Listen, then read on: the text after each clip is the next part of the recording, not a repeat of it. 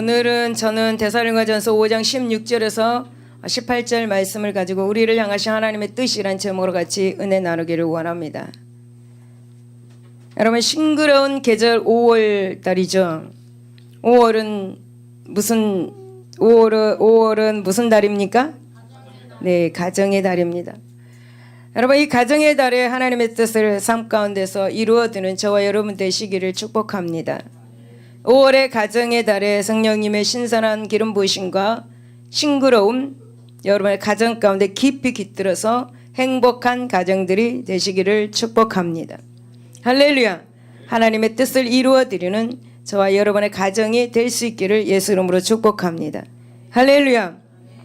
본문의 바울은 데살로니가 교인들에게 항상 기뻐하라, 쉬지 말고 기도하라, 범사에 감사하라 라고 그렇게 권면한 후에 이것이 그리스도 예수 안에서 너희를 향하신 하나님의 뜻이다 라고 그렇게 말합니다. 즉 바울이 권고한 이 말씀들을 행하는 것은 바로 성도를 향하신 하나님의 깊으신 뜻이다 라고 그렇게 말씀하고 있는 것입니다. 그래서 여러분, 여기에서 말하는 기뻐하고 기도하고 감사하는 것은 지극히 일상적이며 지극히 평범한 것들인 것을 우리는 볼 수가 있습니다.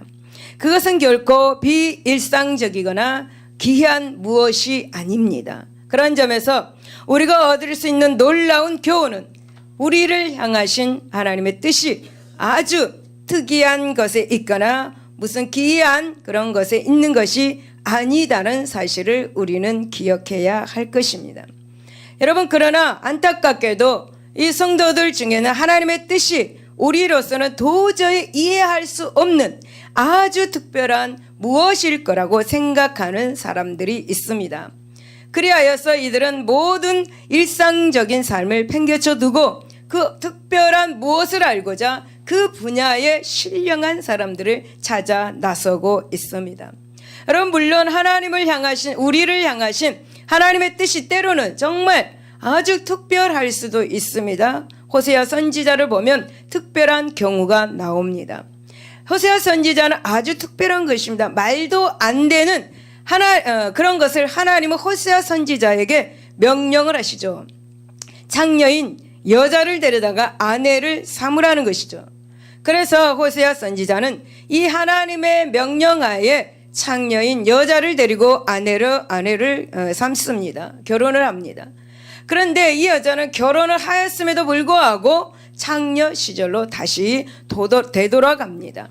하나님은 호세아 선지자에게 가서 내 아내를 데리고 와라 라는 그 말씀을 하십니다. 그리고 호세아 선지자는 순종합니다. 가서 데리고 오죠. 그런데 여러분, 조금 또 이 아내는 살다가 또 창녀의 시절로 돌아갑니다.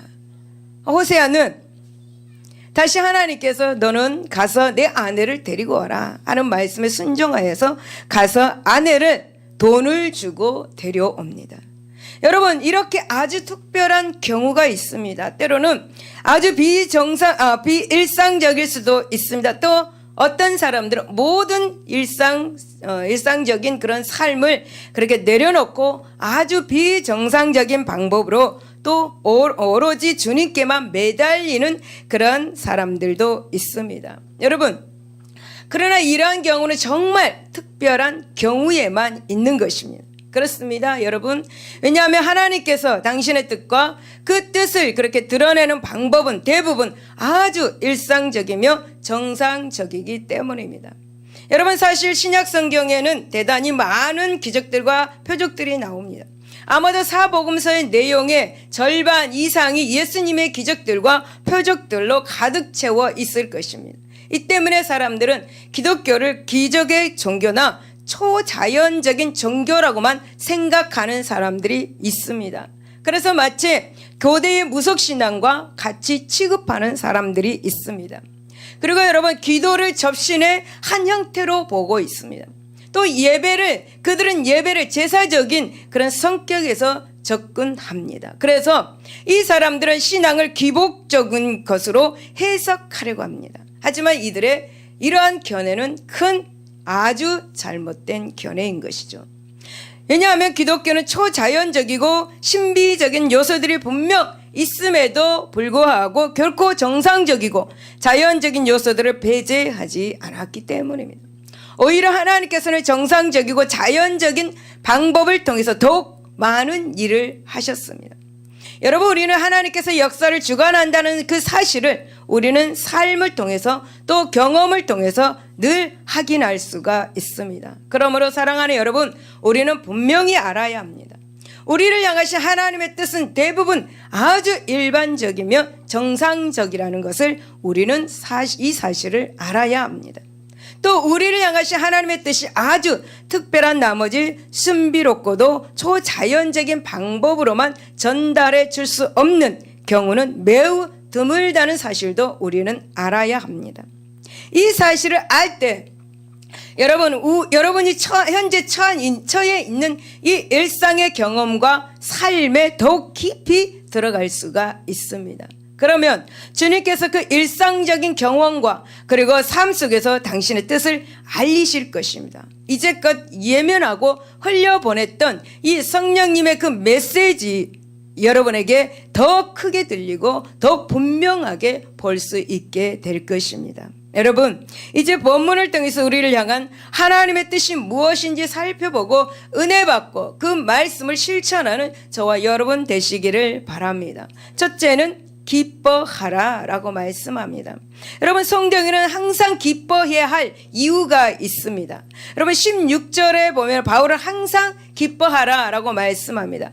여러분, 사실 기뻐한다라는 것은 영혼의 자발적인 감정이지 억지로 강요할 수 없는 그런 성격인 것이죠. 그럼에도 불구하고 바울은 지금 데살로니가 교인들에게 이 같은 명령을 하고 있습니다. 그 이유는 바로 성도란 기뻐해야 할 당위를 가진 사람들이기 때문입니다.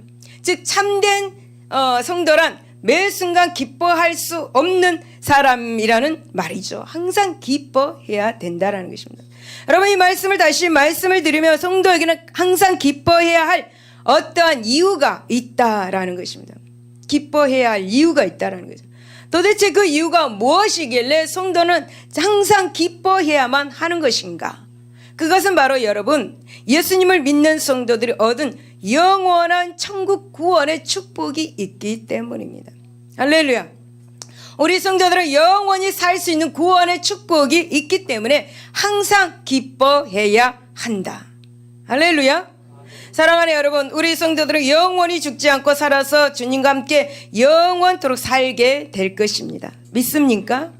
그때가 되면 계시록 21장 3절에서 4절에 하나님의 장막이 사람들과 함께 있음에 하나님이 그들과 함께 계시리니 그들은 하나님의 백성이 되고 하나님의 친히 그들과 함께 계셔서 모든 눈물을 그 눈에서 닦아주시니 다시는 사망이 없고 애통하는 것이나 곡하는 것이나 아픈 것이 다시 있지 아니할 것입니다. 할렐루야. 할렐루야. 우리는 영원히 사는 것입니다. 믿을 수 있기를 바랍니다. 여러분, 그래서 우리는 기뻐해야 되는 것입니다. 여러분, 이런 영원한 그 천국 구원의 축복은 하나님을 믿는 성도들에게만 보장되어 있습니다. 세상 사람들에게는 보장되어 있지 않습니다. 하나님을 믿는 성도들에게만 보장되어 있습니다. 따라서 이 구원의 축복을 받은 자라면 누구든지 이 땅에서 기뻐할 수 있는 근본적인 이유를 지니게 되는 것입니다. 여러분, 구원 받았습니까? 그러면 기뻐해야 하는 것입니다. 그러나 여러분, 안타까운 사실은 이 구원의 축복을 받은 자가 그런 현실적으로 항상 기뻐하며 살지는 못한다라는 것이죠. 여러분, 왜냐하면 인간이란 전체를 바라보면서 그리고 또 미래를 꿈꾸는 것만으로 살아갈 수 있는 존재가 아니기 때문입니다. 인간은 여러분, 현실 생활 속에서 일어나는 사건들로 하여금 감정에 따라서 여러분 어떻습니까? 이 감정의 흐름에 따라서 기뻐하기도 하고 또 슬퍼하기도 합니다. 또 괴로워하기도 하는 존재입니다. 여러분, 그만큼 이 인간이란 연약한 존재이며 현실적인 존재인 것이죠. 여러분, 그렇다면 우리가 항상 기뻐하려면 어떻게 해야 할까요? 그것은 바로 장래에 완성될 영원한 천국 구원을 현재화하는 것입니다. 현재화하는 것입니다. 즉 하나님이 영원히 함께 되는 그 구원의 축복을 바로 현재의 삶 가운데 체험하며 살아가야 한다라는 것입니다. 그러기 위해서 성도는 인생의 궁극적인 관심사를 오직 주님께 두어야 하는 것입니다. 즉 오직 주님 한 분만으로 만족할 수 있어야 한다는 거죠. 주님 한 분 때문에 세상의 모든 것을 포기할 수 있는 그런 준비가 되어야 한다는 것입니다. 여러분, 우리가 오직 주님 한 분만으로 만족한다면 항상 기뻐할 수 있는 삶을 살게 될 것입니다. 여러분, 고린도후서 6장 10절에 보면 근심하는 자 같으나 항상 기뻐하고 가난한 자 같으나 많은 사람을 부유하게 하고 아무것도 없는 자 같으나 모든 것을 가진 자가 될 것입니다. 할렐루야. 오직 주님 한 분만으로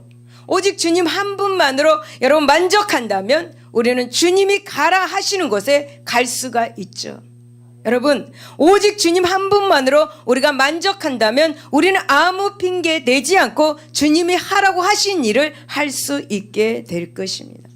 베드로전서 1장 8절에서 9절에 보면 예수를 너희가 보지 못하였으나 사랑하는도다 이제는 보지 못하나 믿고 말할 수 없는 영광스러운 즐거움으로 기뻐하니 믿음의 결국 곧 영혼의 구원을 받음이라 라고 말씀합니다.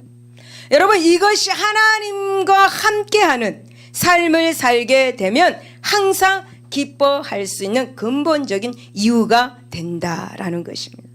그러므로 사랑하는 여러분, 현재 삶에 힘든 고난과 역경이 있습니까? 질병으로 인해서 힘이 드십니까? 혹 영적으로 힘이 드십니까? 문제가 있어서 힘이 드십니까? 여러분 염려하지 마시기를 바랍니다. 기뻐할 수 있기를 바랍니다. 우리는 영원한 구원의 축복을 가지고 있기 때문에 우리는 기뻐해야 된다라는 것입니다. 여러분, 지금 현재가 힘들어도 영원히 살 수 있는 구원의 축복이 있음을 기억하고 기뻐할 수 있기 바랍니다. 여러분, 시편 35편 9절에 보면 내 영혼이 여호와를 즐거워하며 그의 구원을 기뻐하리로다 라는 그런 구원의 그런 고백을 할 수 있기를 예수 이름으로 축복합니다. 여러분, 우리는 아무것도 하지 않았음에도 불구하고 예수님께서는 당신의 물과 피를 다 남김없이 흘려주셔서 우리를 위해서 구원해 주시고 영생의 복을 주셨습니다. 또한 그 영생의 복을 누릴 수 있도록 우리에게 성령 하나님을 보내주셨습니다. 그 성령 하나님께서 우리가 가지고 있는 이 영생을 잊어버리지 않게 해 주시기 위해서 우리와 함께 하시고 그리고 우리를 도와주시고 우리를 인도하고 계십니다.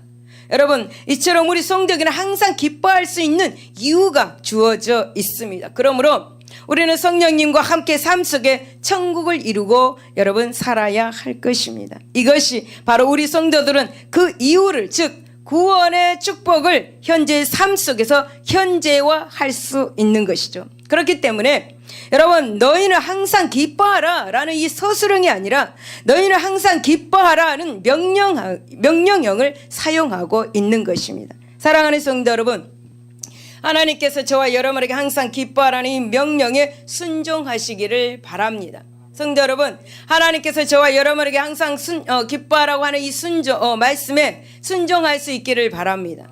그리고 실제로 장차 있을 영광된 구원의 축복을 현재의 삶 가운데서 현재화하심으로써 항상 기뻐함으로 이 땅에서 하나님의 크나큰 복을 받아 누리는 저와 여러분이 되실 수 있기를 예수 이름으로 축복을 드립니다.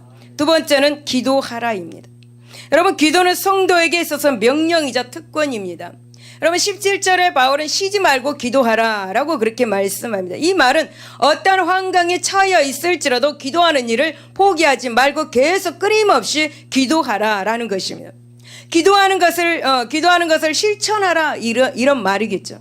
여러분, 흔히 기도를 뭐라고 말합니까? 여러분, 기도를 흔히 가장 친밀하고 살아계신 하나님과 깊은 교통의 관계를 말하고 있습니다. 이것이 기도라고 말합니다. 그래서 기도는 우리 성도가 하나님께 다가갈 수 있는 가장 경건의 통로이죠. 그런 이유로 기도는 오랫동안 인간의 호흡과 같다라고 그렇게 말하고 있습니다. 여러분, 인간의 육체가 호흡을 하지 않으면 어떻게 되는 것입니까? 죽습니다. 그리고 마찬가지로 성도가 하나님과의 그런 깊은 교통의 관계인 기도를 하지 않는다면 곧 죽어버리고 마는 것이죠. 영혼이 죽어버리고 마는 것입니다. 그렇기 때문에 바울은 지금 쉬지 말고 기도하라라고 그렇게 명령하고 있는 것입니다. 이처럼 기도란 성도에게 있어서 명령인 것입니다. 명령. 기도하라고 하나님은 명령하고 있는 것입니다. 여러분, 기도는 성도의 마음대로 해도 되고 하지 않아도 되는 그런 것이 아닙니다. 기도는 반드시 해야 하는 것이며 계속적으로 해야 하는 것입니다. 사랑하는 여러분, 저는 거의 매일 몇 시간씩 기도를 꾸준하게 하고 있습니다. 숨 쉬는 순간순간 기도합니다. 매일 순간마다 기도를 합니다. 저는 기도해서 많은 하나님의 신령한 복과 땅의 기름진 복을 받았습니다. 또 기도함으로 저는 영혼이 잘되고 범사가 잘되고 강건한 복을 받았습니다. 또 기도함으로 좋은 부들을 하나님께서 많이 만나게 해주셨습니다. 저는 기도함으로 늘 마음의 평강을 가지고 사역을 하고 있습니다. 저는 기도함으로 성령님과 교제가 잘 이루어지고 있고 성령의 음성을 듣고 성령의 인도하심 따라 저는 사역을 하고 있습니다. 기도함으로 성령께서 나의 가는 길을 형통하게 인도해 주십니다. 저는 하늘을 보고도 하나님께 감사합니다 라고 말합니다. 여러분, 아침에 일어나면 여러분 첫 마디가 무엇입니까? 저는 아침에 일어나면 첫 마디 하나님 감사합니다 라고 말합니다. 저녁에 마지막 말 하나님 감사합니다 라고 말합니다. 저는 앞으로 계속해서 기도해야만 살아갑니다. 저는 기도하지 않으면 영혼의 숨이 끊어지기 때문에 저는 기도해야 합니다. 하나님의 자녀라면 모두 다 이렇게 기도해야 합니다. 여러분, 그래서 기도는 반드시 우리 모두는 해야 하는 것입니다. 왜냐하면 하나님의 자녀들이라면 하나님 아버지와 대화해야 우리가 숨을 쉴 수 있기 때문이고 우리가 복을 받을 수 있기 때문입니다. 여러분, 예배소서 6장 18절은 모든 기도와 간구를 하되 항상 성령 안에서 기도하고 이를 위해서 깨어 구하기를 항상 힘쓰며 여러 성도를 위하여 구하라라고 그렇게 말씀합니다. 우리는 성령 안에서 계속적으로 쉬지 말고 기도를 해야 합니다. 왜? 하나님의 구원받은 자녀이고 영생을 가졌기 때문입니다. 그런데 여러분, 어떤 성도들은 기도를 마치 비상사태를 위해서 남겨둔 무기 정도로 생각합니다. 또 필요할 때마다 꺼내 쓸 수 있는 보물상자로 생각합니다. 그래서 자신들이 필요하다고 생각할 때만 꺼내 쓰고 하는 그런 경향들이 있죠. 이런 사람들을 기도하는 것을 구하는 것으로만 생각하기 때문입니다. 물론 기도는 여러분 하나님께 간구하는 것입니다. 하지만 그보다 더 진정한 의미에서 기도는 하나님과의 깊은 교제를 나누는 것입니다. 따라서 우리는 기도를 매 순간 해야 하며 또 기도를 하나님께서 우리에게 요구하시는 것이기 때문에 우리는 기도를 해야 합니다. 사랑하는 여러분, 기도는 이처럼 성도들에게 있어서 명령입니다. 아멘. 명령입니다. 의무인 동시에 성도만이 지니고 있는 특권이기도 합니다. 우리만이 지니고 있습니다. 기도는 우리 성도들 외에는 다른 어떤 사람도 지니고 있지 못한 놀라운 여러분 권한입니다. 왜냐하면 기도는 하나님의 능력이 임하는 통로이기 때문입니다. 우리만이 기도의 특권을 가지고 있는 것이 얼마나 놀라운 일입니까? 여러분, 우리가 기도에 대해서 무릎을 꿇는다라는 표현을 씁니다.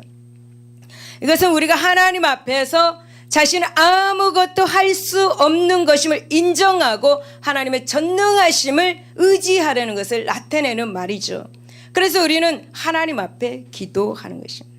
여러분, 아침에 일어나서 세상에 밖에 나갈 때 하나님 기도하고 나가시기를 바랍니다. 악한 자가 만지지 못하도록 예수의 피를 발라 주시옵소서. 기도하고 나가시기를 바랍니다.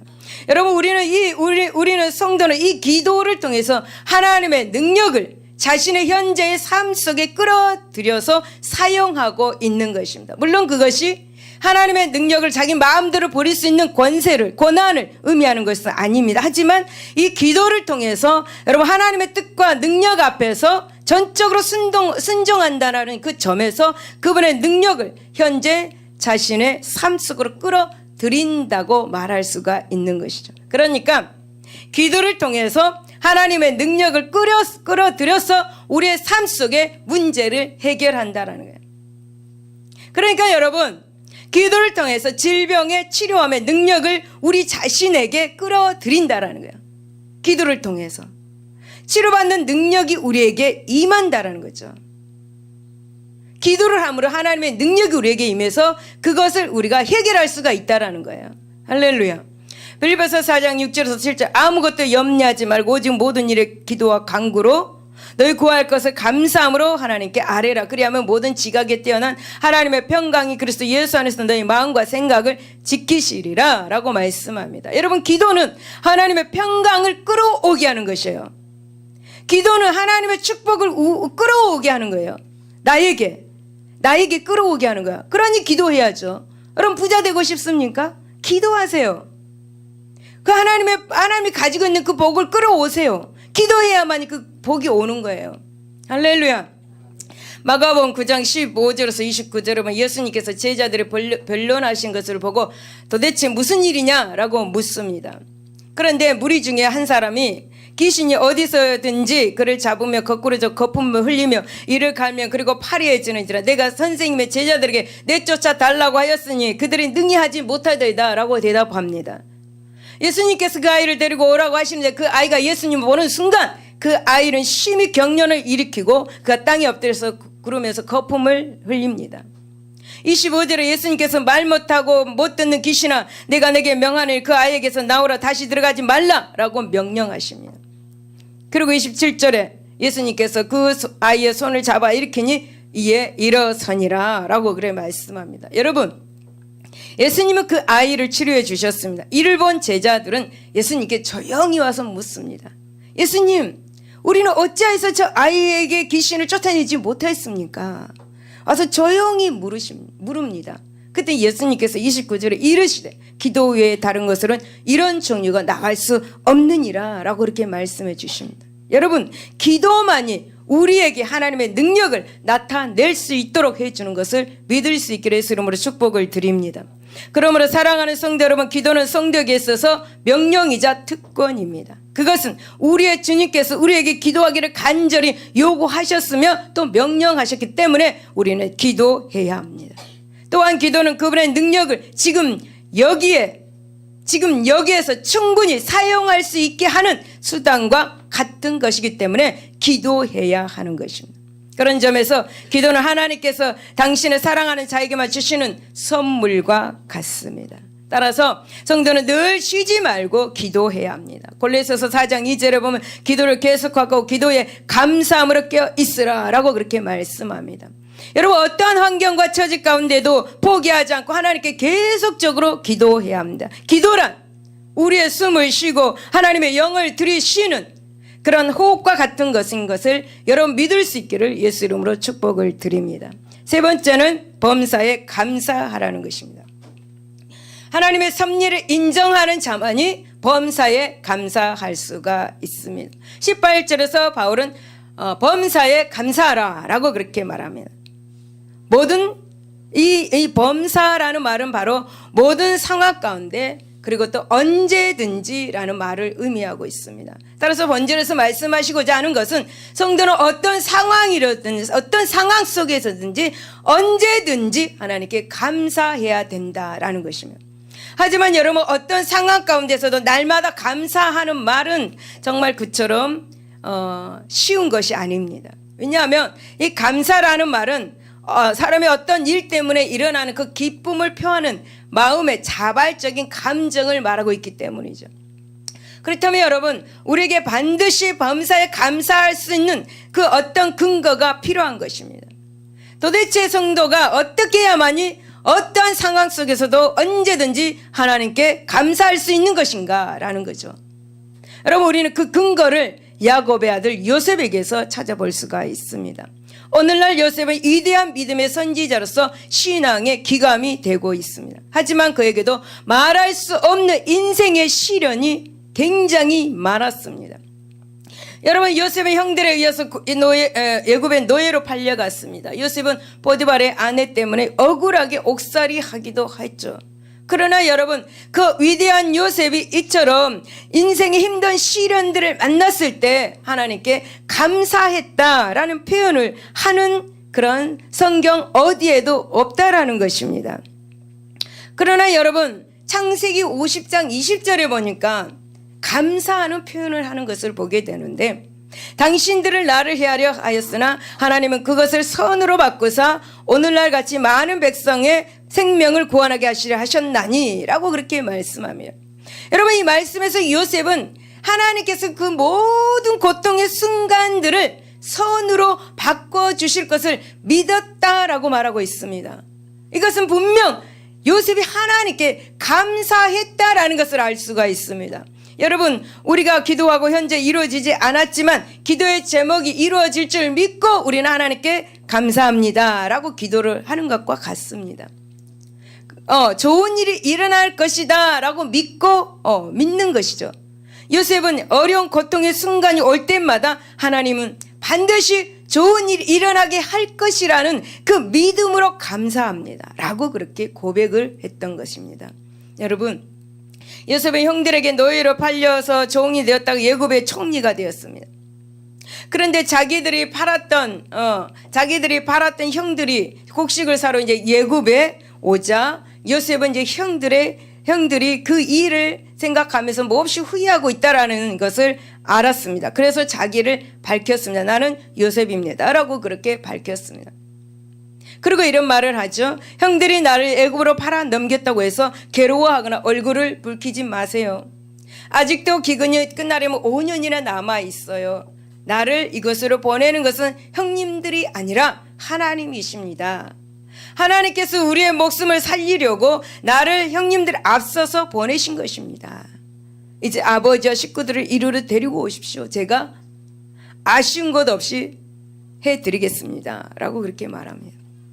여러분, 요셉은 이 모든 일들을, 인생에 일어났던 모든 일들을 개인적인 차원이 아니라 하나님의 섭리 속에서 자신의 삶을 보았다라는 것입니다. 여러분이 일어나는 모든 일들이 다 하나님의 섭리 가운데 일어나는 것을 믿고 감사할 수 있는 저와 여러분 되시기를 바랍니다. 할렐루야.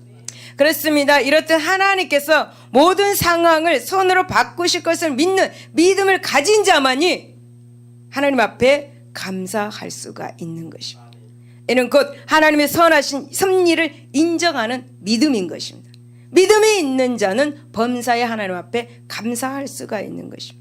바울은 로마서 8장 28절에 우리가 알거니와 하나님을 사랑하는 자 곧 그의 뜻대로 부르심을 입은 자들에게는 모든 것이 합력하여 선을 이루느니라 라고 그렇게 말씀하고 있습니다.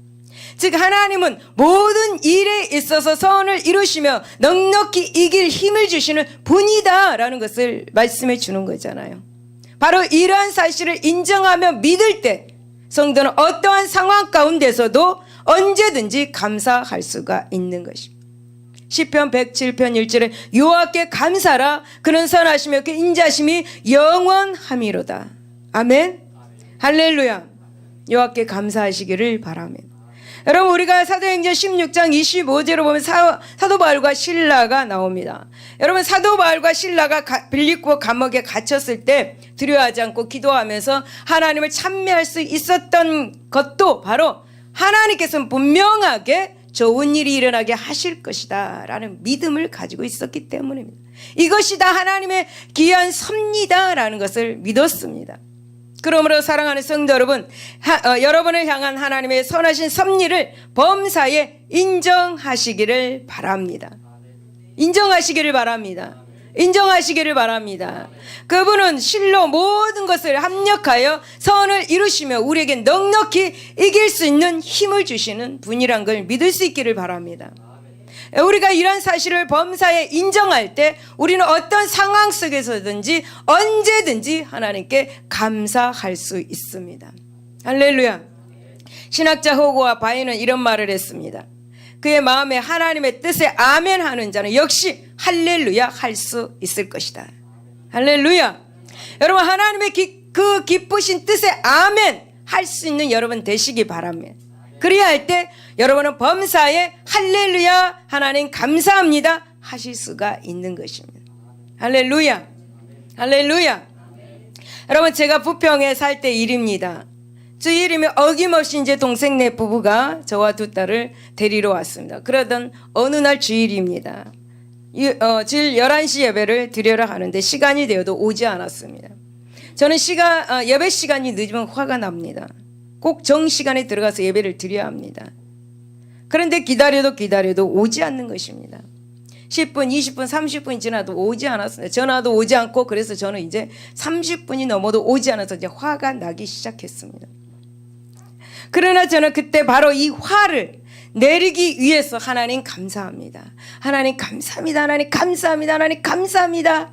하나님 감사합니다. 그 동생이 올 때까지 하나님 감사합니다 했습니다. 이를 악물고 감사합니다. 이제 1시간 정도 기다리고 있었는데 드디어 왔습니다. 저는 이렇게 감사합니다 해갖고 화를 내리지 않았으면 당장 야단을 쳤겠죠. 왜 이렇게 늦었냐고 막 이렇게 했겠죠. 동생이 오자마자 이런 이야기를 했습니다. 정말 큰 대형 사고가 날 뻔했다고 말을 했습니다. 그래서 제가 그 시간이 언제냐고 물었더니 제가 감사합니다 하기 시작하는 시간이었습니다.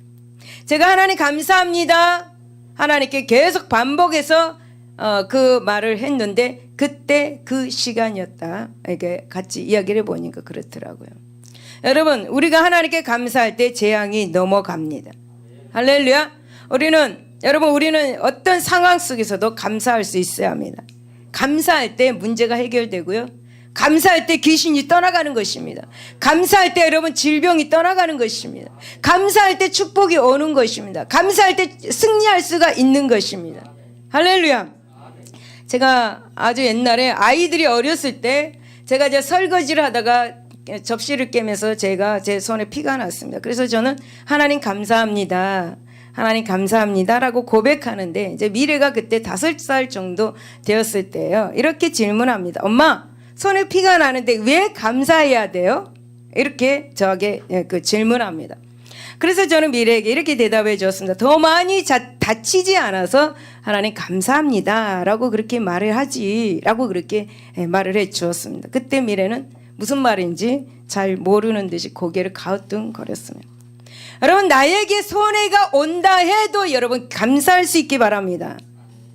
여러분, 어떤 일이 있어도 감사하기 바랍니다. 다쳐도 감사해야 합니다. 힘들어도 감사해야 합니다.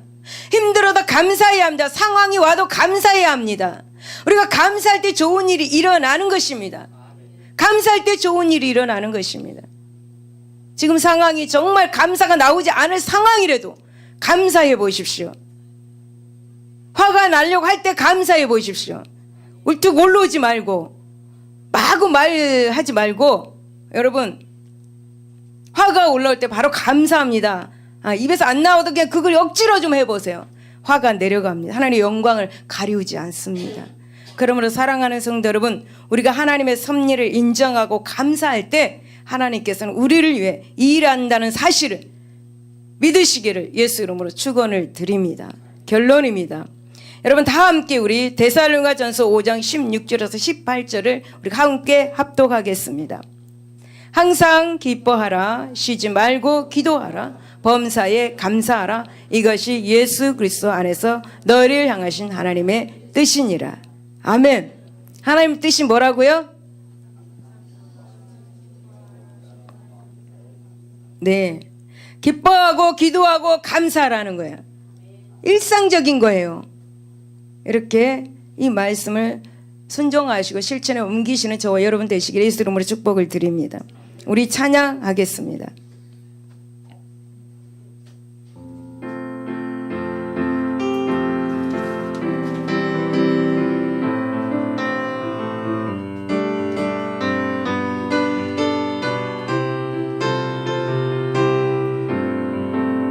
그날이 도적같이 이룰 줄 너희는 모르느냐. 늘 깨어 있으라, 잠들지 말아라, 주님과 동행하라. 항상 기뻐하라, 쉬지 말고 기도하라, 범사에 감사하라. 이는 예수 안에서 너희에게 향하신 하나님 뜻이니 평강의 하나님이 평강의 하나님이 너희를 거룩하게 하시고 온 몸과 영원히 주오실 그날에 흠없기 원하노라. 아멘. 항상 기뻐하라. 쉬지 말고 기도하라. 범사에 감사하라. 아멘. 이는 예수 안에서 너희에게 향하신 하나님 뜻이니라. 기도하겠습니다. 하나님 감사합니다. 하나님께서 우리에게 기도하라고 말씀하시고 기뻐하라고 말씀하시고 항상 감사하라고 말씀하십니다. 우리 모두가 하나님의 그 뜻을 이제 알고 그 뜻을 실천하게 하여 주시옵소서. 그래야 해서 많은 복을 받아 누리며 하나님께 영광 돌리게 하여 주시옵소서. 하나님 감사하며 예수 이름으로 기도드리옵나이다. 아멘.